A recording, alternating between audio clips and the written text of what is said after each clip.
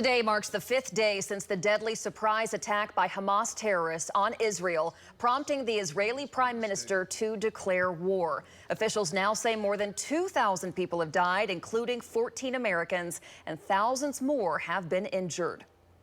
We've never seen such savagery in the history of the state.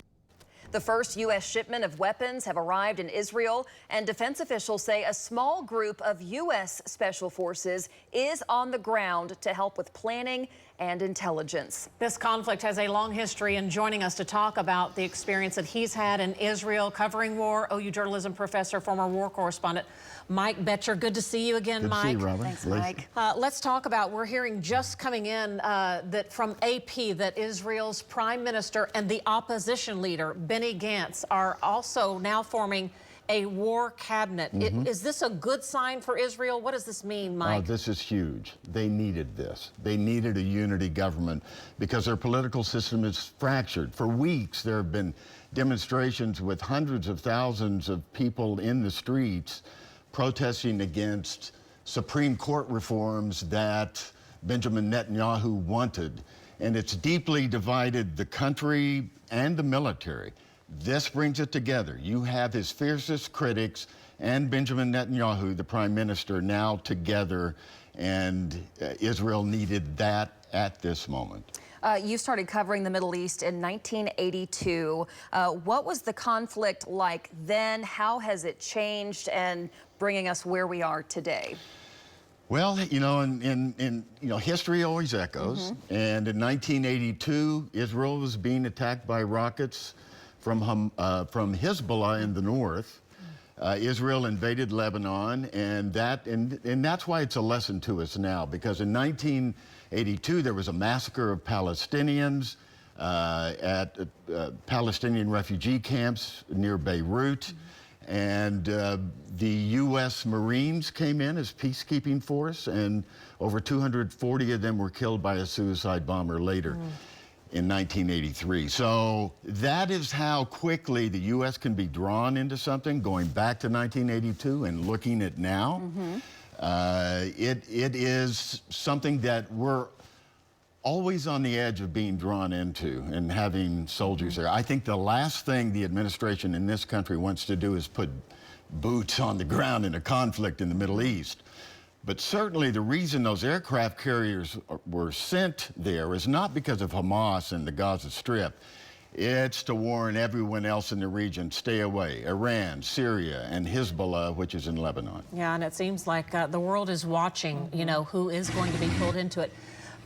Do you worry that something like this could happen in America? You know, there's talk, is Iran a factor in all of this? And sometimes Iran says death to Israel, death to America. What is the takeaway for us here in America? Well, I would be shocked if Iran's fingerprints weren't all over this.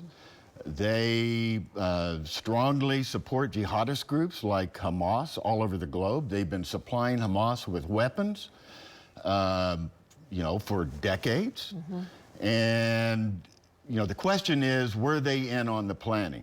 This had to have been kept very secret. No electronic communications could have been used. They would have had to have talked Hamas face to face. They put out deception, we're hearing, where they were on the phone, they knew they were being listened to on their cell phone, saying, oh, this is just an exercise, and you know, putting out disinformation to Israeli intelligence.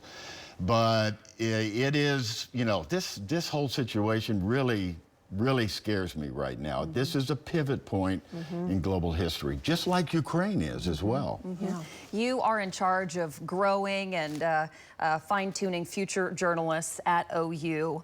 How are you, what are your classes like right now, yesterday, today? Well, how are you discussing this with your students? You know, the class on Monday, we talked precisely about this, and I showed them those correspondents working in Israel and along the Gaza border and what they were going through and how you operate in those environments.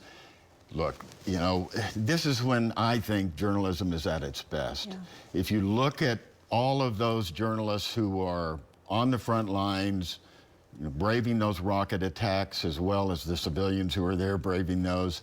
It's a difficult job. Yeah. I mean, I've had to hunker down in Israel several times over the years. And so I use it as an example to show what journalism can do, to inform the world in a situation, in a crisis, that could affect you right here in Oklahoma. I mean, it already is. Natural gas prices are up, a lot of different things. There's always a global impact in this world right now with one situation. Final thoughts. We've got about a minute left, just of what could happen in the coming days. Could this be resolved quickly, or it seems like there's an underlying echo of what is next? Well, here's the deal. You've got to look at probable intentions of people.